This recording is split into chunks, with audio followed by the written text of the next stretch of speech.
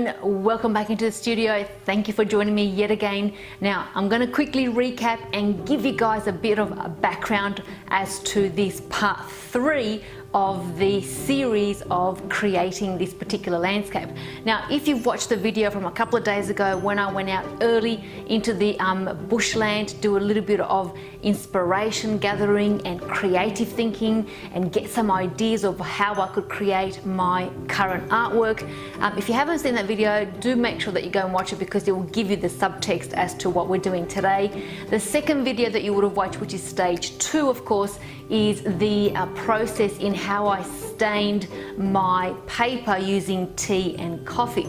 And in today's stage, stage 3, it's actual printing and putting together those ideas onto the paper. Now let me give you guys a quick caveat. Everything that could go wrong absolutely did. Absolutely did. And pretty much I stuffed up the entire process.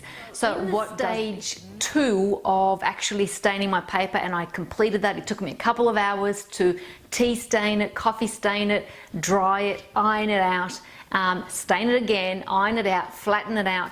Once I started putting together the ideas of what I wanted to create, I made an absolute incredible mistake on paper. And given that I'm working with paper and watercolors, you just can't go back and correct that. So I wanted to share that with you because I wanted to show you that the process of creating is real, that you do have the challenges of falling down and something not working out. But the one thing that I always want to instill in you guys, and I always talk about it, and I'm hoping that this becomes a little bit more real, that even full-time artists do make a mistake, so that you guys don't berate yourself too much. That the creative process is a process of working things out, and not everything works out all the time. The thing that I fall back on every single moment is to take a step away, which means that of course I don't take too much of that negative energy and berate myself. I leave it and I marinate overnight to see what went wrong and what I could do better.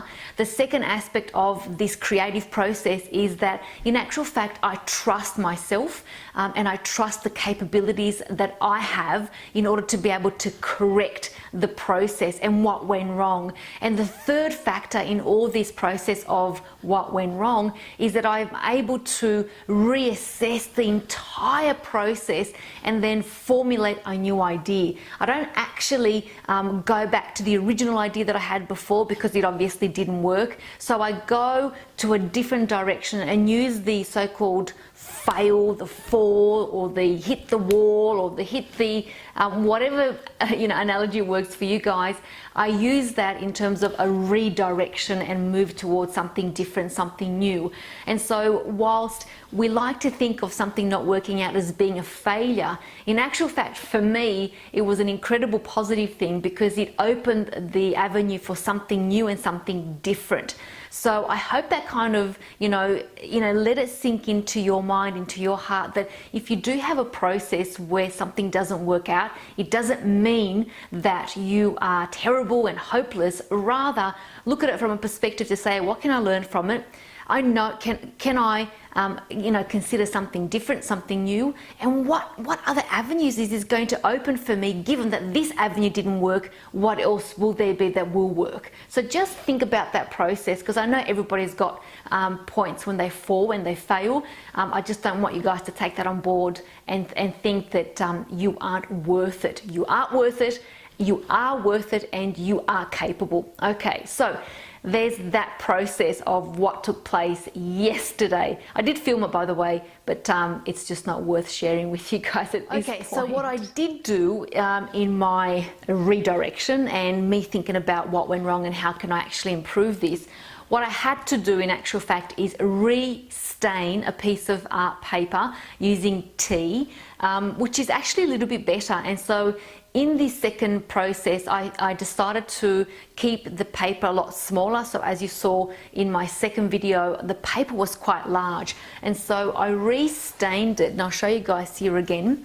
And at this point, I'm actually quite happy, a lot happier with the actual patterns that have formed on the paper. I think they look a lot prettier and a lot more random, which ultimately has given me that whole ideology of recreating the bush landscape, the bush floor that I was stepping on in that first video when I was gathering information. So it almost looks like the dead twigs, the dead leaves, the bark that's fallen off the trees as well. So I'm quite a lot happier with the second staining process. So it's actually, you know, worked out really well that first one went absolutely wrong. So that's what I did rethink. I went into a far more smaller sized paper versus the original one that I had, which was far bigger.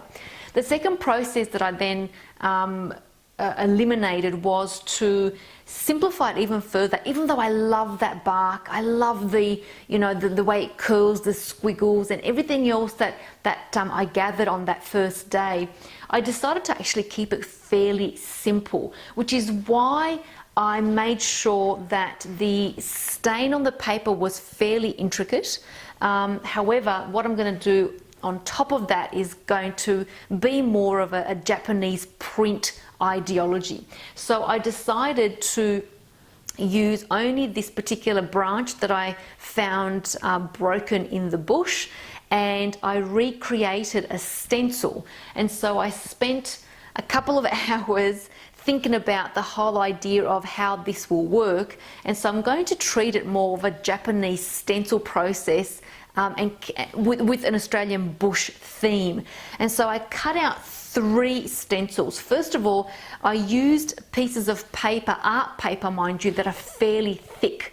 And so you want to use something that's thick, because when you roll the roller on top of that, you don't want, the paper's going to get wet, and you don't want that to be, you know, brittle and then stick and or tear as you're continually re-stenciling using your personal made stencil.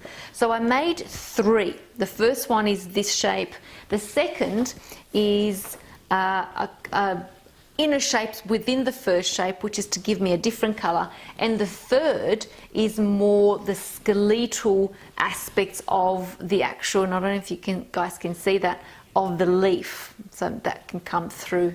Is that coming through? There we go. So that's what that looks like. And so with all these 3 stencils, what I'm going to be using is 3 simple acrylic colors. So I'm keeping it fairly simple, but I just want to make sure that I capture the feeling of what I experienced in that first gathering, idea, creative thinking process, which is that first video of going into the bush earlier in the morning.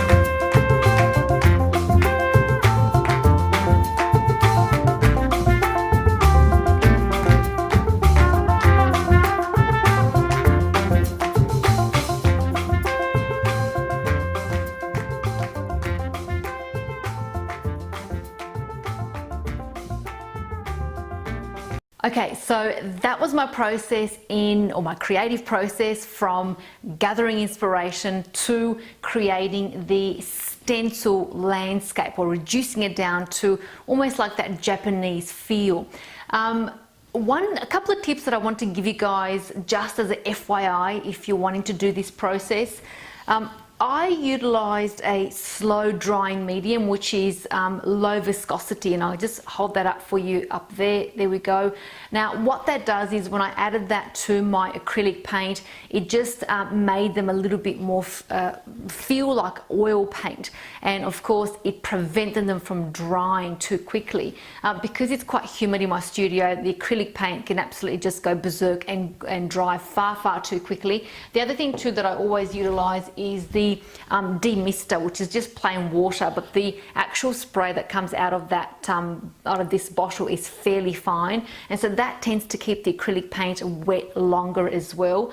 That's a tip that I would recommend that you guys look into that, because the paint will get too dry fairly quickly, and you're going to run into the problem of needing to remix color, which leads me to tip number 2. Mix enough paint that you'll be able to use for your particular sized landscape. If you don't mix enough, you're going to run into the problem of not being able to mix exactly the same color that you had before. So just make sure that you understand the quantity that you need before you begin. Tip number 3 is to use a fairly small roller. In this case, I've got a sponge roller. The other thing too is I kept it fairly dry. I didn't wet it beforehand, and I'm not keeping it wet either, for the reason that if it's too wet, the minute that you go to transfer your paint on your paper, it's going to make the paper far too soggy, and it's going to make your stencil too soggy as well, and you won't be able to then utilize that. There's that stencil as you're using it from point to point.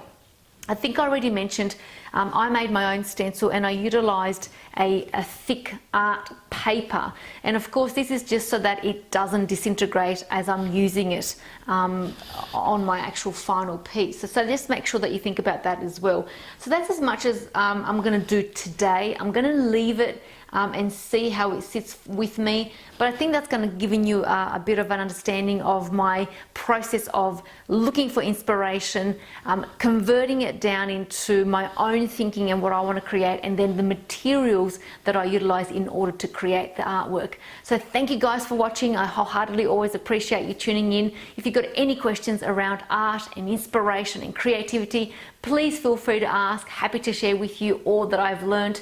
In the meantime, go out and be creative, do something that inspires you, and of course remember 1 out of 7 billion, that is exactly you, and that makes you incredibly unique and incredibly special. So live your full authentic life as best as you can.